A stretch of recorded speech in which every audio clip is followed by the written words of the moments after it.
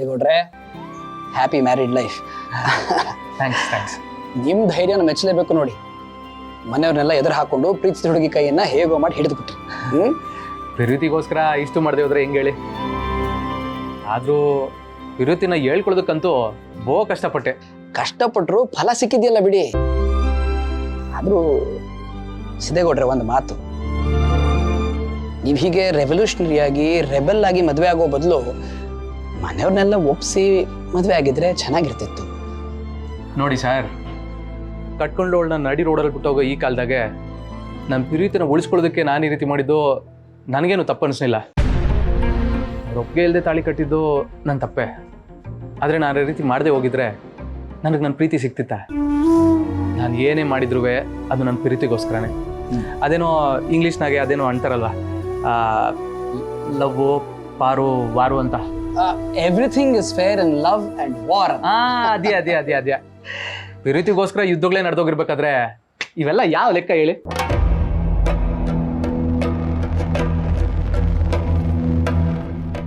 ಸಿದ್ದೇಗೌಡ್ರೆ, ಆದ್ರೂ ನೀವು ಪೂರ್ತಿಯಾಗಿ ರಾಜಕೀಯದವ್ರು ಆಗ್ಬಿಟ್ರಿ ಬಿಡಿ.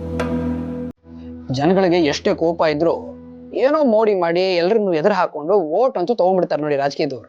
ನೀವು ಹಾಗೆ ಮನೆಯವ್ರನ್ನೆಲ್ಲ ಎದುರು ಹಾಕೊಂಡು ಪ್ರೀತಿಸಿರೋ ಹುಡುಗಿ ಕೈ ಹಿಡಿದಿರಿ, ಮೆಚ್ಚಲೇಬೇಕು. ಅದೊಂದಿನ್ನೂ ಆಗ್ಲಿಲ್ಲ ಸರ್. ಎರಡೂ ಮನೆಗಳಲ್ಲೂ ಬಲವಾಗಿ ಫೈಟ್ ನಡೀತಾ ಇದೆ. ಕೊನೆಗೆ ನನ್ನ ಪ್ರೀತಿನೇ ಗೆಲ್ಲುತ್ತೆ ಅನ್ನೋ ನಂಬಿಕೆ ನನಗದೆ.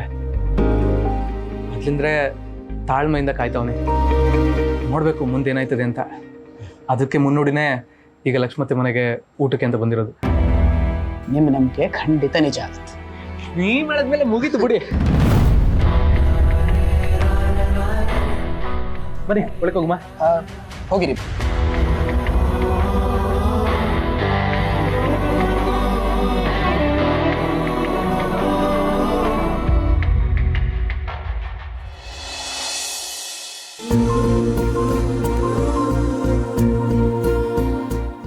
ಸಂತು, ಮಕ್ಕಳೇನೋ ಆಟ ಆಡ್ತಿದ್ದಾರೆ.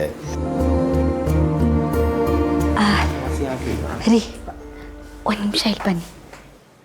ನೀನು ಇಲ್ಲಿ ಕೂತ್ಕೋ.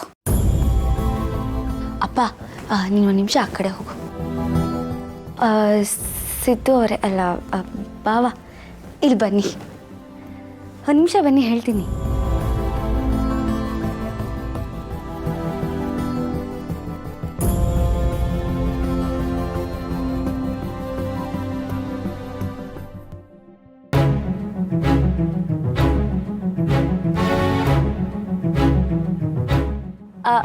ಅಮ್ಮ, ಅತ್ಗೆ, ಮಂಗಳಕ್ಕ, ಬನ್ನಿ ಇಲ್ಲಿ ಬೇಗ.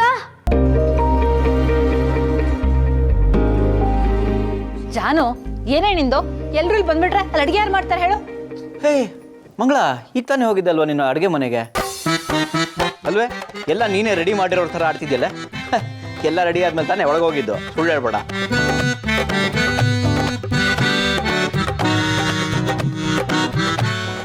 ಸರಿ, ಬರ್ತಾ ಬರ್ತಾ ನಿನ್ ಮಾತು ಜಾಸ್ತಿ ಆಗ್ತಿದೆ ಅಷ್ಟೇ. ಆಮೇಲೆ ನೋಡು.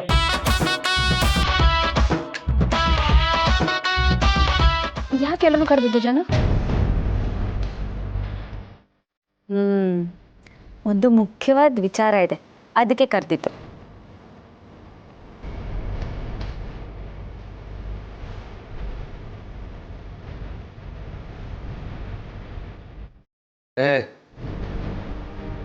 ನಾನು ಈ ಆಟಕ್ಕೆಲ್ಲ ಇಲ್ಲಪ್ಪ, ನಾನು ನೋಡ್ತೀನಿ.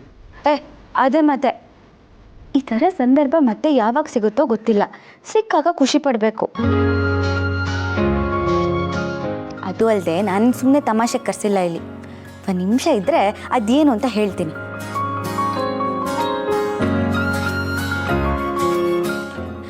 ಒಂದು ನಿಮಿಷ, ಬಂದೆ.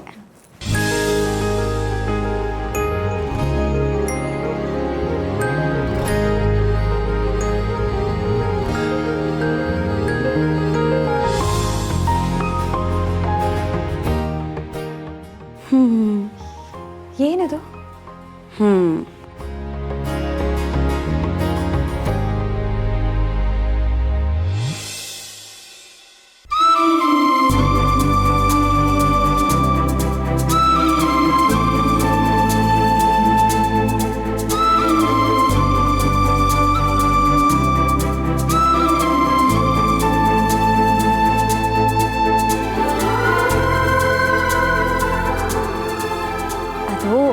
ನಾವ್ಯಾರೂ ಅಕ್ಕನ ಮದುವೆ ನೋಡೋಕ್ಕಾಗಲಿಲ್ಲ ಅಲ್ವಾ?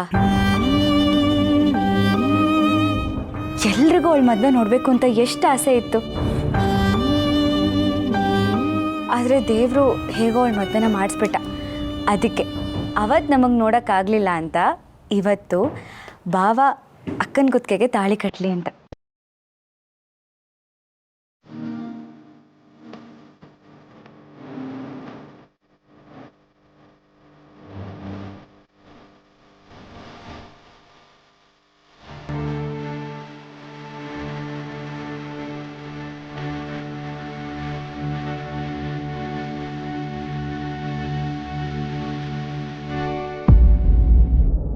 ಜಾನು,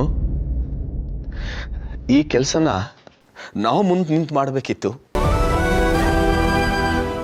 ನೀನ್ ಮಾಡ್ತಾ ಇದೀಯಮ್ಮ.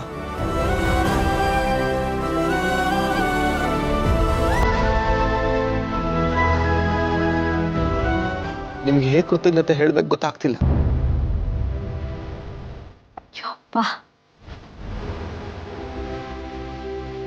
ಯಾಕಪ್ಪ ಹೀಗೆಲ್ಲ ಹೇಳ್ತಿದ್ಯಾ? ಇವಳು ನನ್ನ ಅಕ್ಕ. ಇವಳು ಮದುವೆ ನೋಡಬೇಕು ಅಂತ ನಂಗೆ ಆಸೆ ಇರಲ್ಲ ಹೇಳು? ಅವತ್ತಂತೂ ನೋಡೋಕ್ಕಾಗಲಿಲ್ಲ, ಅದಕ್ಕೆ ಇವತ್ತು ಎಲ್ಲರೂ ನೋಡ್ತಿದ್ದೀವಿ.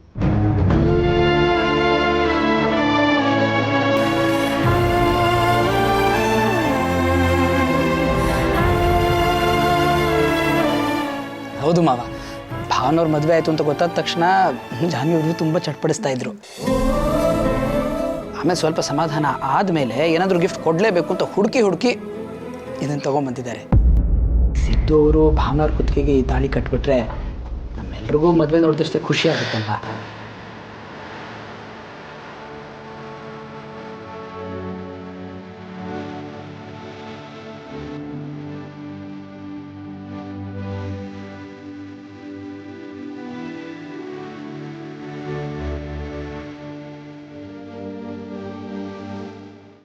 ಸೀನಾ, ಜಾನು ಒಳ್ಳೆ ಕೆಲಸ ಮಾಡ್ತಿದ್ದಾಳೆ ಕಣ.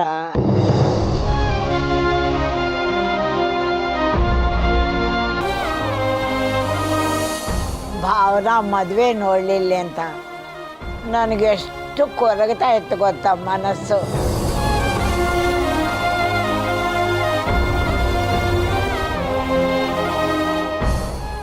ಅದೆಲ್ಲ ನಮ್ಮ ಜಾನು ಈಡೇರಿಸ್ತಿದ್ದಾಳೆ. ಅವಳು ಬ್ರತಕು ಬಂಗಾರವಾಗಿರ್ಲಿ ಅಪ್ಪ.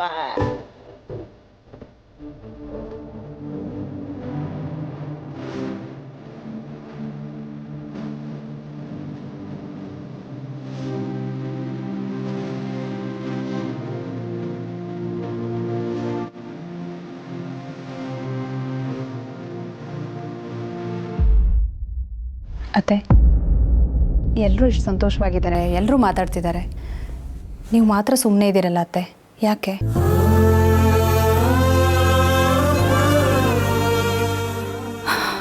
ಇಲ್ಲಿ ನನ್ನ ಮಾತಿಗೆ ಎಲ್ಲಮ್ಮ ಬೆಲೆ ಇದೆ ವೀಣಾ.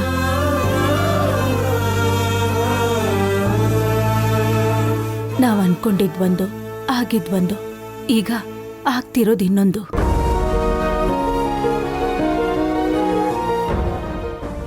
ಇದನ್ನೆಲ್ಲ ನೋಡ್ತಿದ್ರೆ ಯಾವುದು ನಮ್ಮ ಕೈಯಲ್ಲಿಲ್ಲ ಅಂತ ಚೆನ್ನಾಗಿ ಗೊತ್ತಾಗ್ತಿದೆ.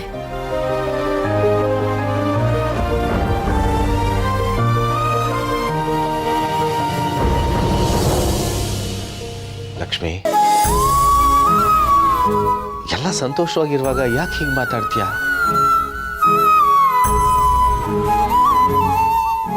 ಎಲ್ಲ ನಾವು ಅನ್ಕೊಂಡಂಗೆ ನಡೆಯುತ್ತಾ? ಅವನು ಹೆಂಗೆ ನಡೆಸ್ತಾನೋ ಹಂಗೆ ನಡೆಯೋದಷ್ಟೇ ನಮ್ಮ ಕೆಲಸ.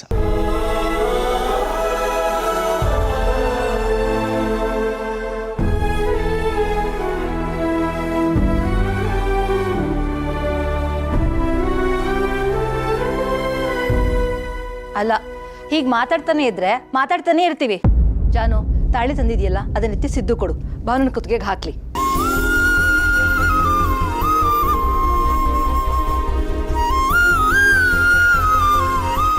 ಈಗ ತರ್ತೀನಿ ಅಂತ ಒಂದು ಮಾತು ಹೇಳಿದ್ರೆ ನಾನು ನಮ್ಮ ಯಜಮಾನರೆಲ್ಲ ಕರ್ಕೊಂಡ್ಬರ್ತಿದ್ದೆ ತಾನೆ.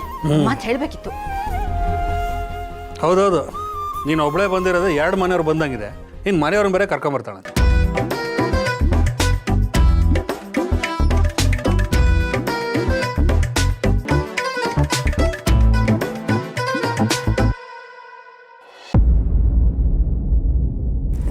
ಸರಿ ಸರಿ. ಜಾನು, ಒಂದು ನಿಮಿಷ ದೇವ್ರ ಮುಂದೆ ಇಟ್ಟು ಕೊಡೋಣ.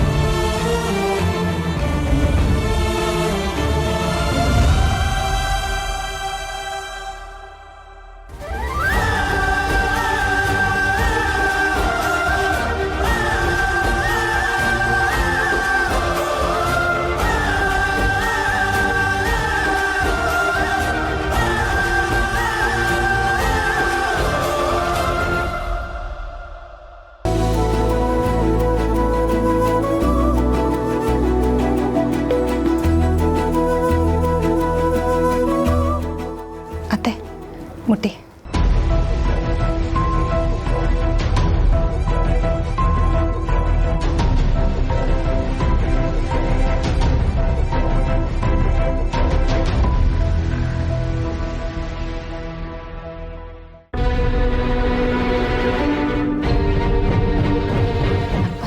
ಅಮ್ಮ, ನಿನ್ ಮುದ್ದಿನ ಮಗಳಿಗೆ ತಾನೆ, ಆಶೀರ್ವಾದ ಮಾಡು.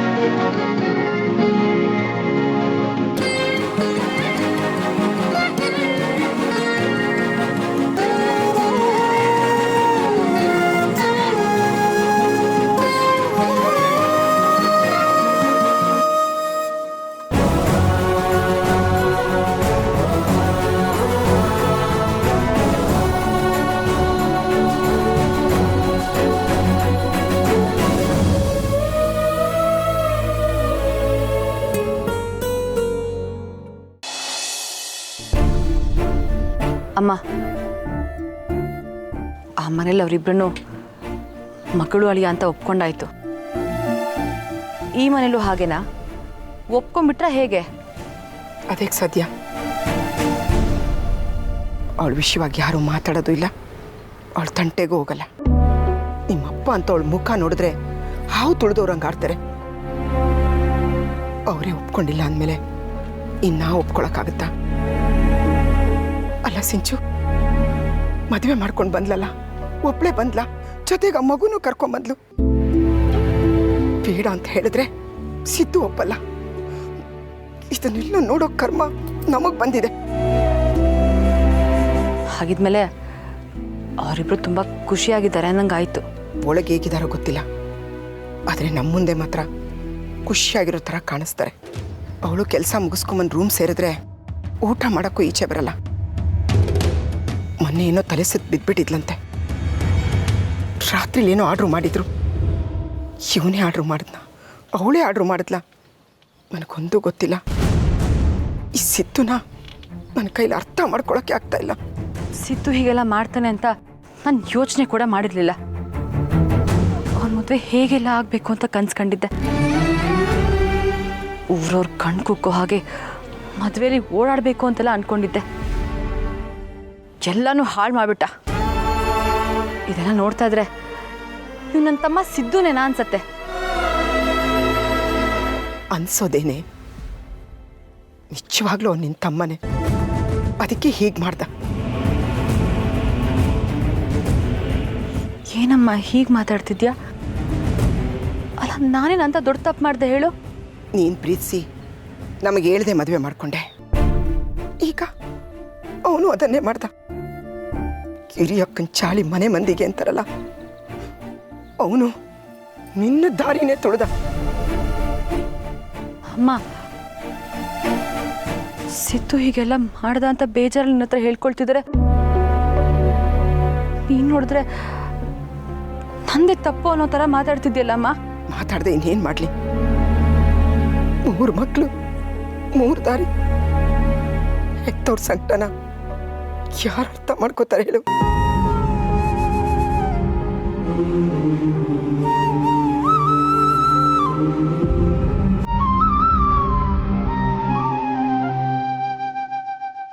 ದೇವ್ರೆ, ಏನಪ್ಪ ಇಂಥ ಸಂದಿಗ್ಧ ಪರಿಸ್ಥಿತಿಲಿ ಸಿಕ್ಕಾಕ್ಸ್ತಾ ಇದೆಯಾ? ಮೊದಲೇ ನಾನು ತಾಳಿ ಕಟ್ಟಿರೋದು ಮೇಡಮ್ ಅವ್ರಿಗೆ ಇಷ್ಟ ಇಲ್ಲ. ಅಂಥದ್ರಲ್ಲಿ ಇನ್ನೊಂದ್ಸಲ ಅವ್ರಿಗೆ ತಾಳಿ ಕಟ್ಟೋದು ಹೇಗೆ? ಧೈರ್ಯನೇ ಬರ್ತಿಲ್ವಲ್ಲ. ಅವ್ರನ್ನ ಒಪ್ಕೊಂಡಿದ್ರೆ ಖುಷಿಯಾಗಿ ಕಟ್ತಿದ್ದೆ. ಈಗ ಅವ್ರು ಒಪ್ಕೊಂಡಿಲ್ಲ, ಹೆಂಗಿದನ್ನು ಕಟ್ಟೋದು?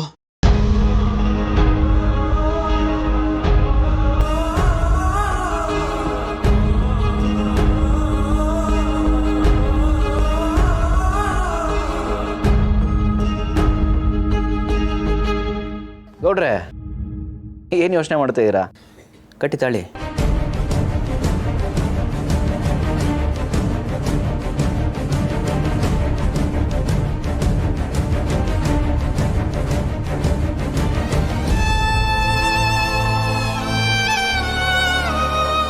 ಅಳಿಯಂದ್ರೆ ಯಾಕೆ ಇಷ್ಟು ಯೋಚಿಸ್ತಿದ್ದೀರಾ? ಎಲ್ಲರ ಮುಂದೆ ತಾಳಿ ಕಟ್ಟಕ್ಕೆ ನಾಚಿಕೆ ಆಗ್ತಿರ್ಬೇಕು ಅವ್ರಿಗೆ. ಅದಕ್ಕೆ ಯಾರಿಗೂ ಗೊತ್ತಿಲ್ಲದಂಗೆ ತಾಳಿ ಕಟ್ಟಿದ್ದು.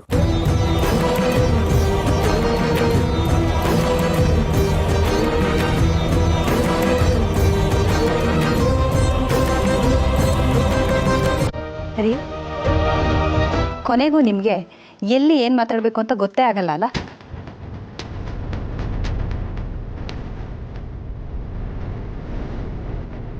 ಸಿದ್ದು ಅವರೇ,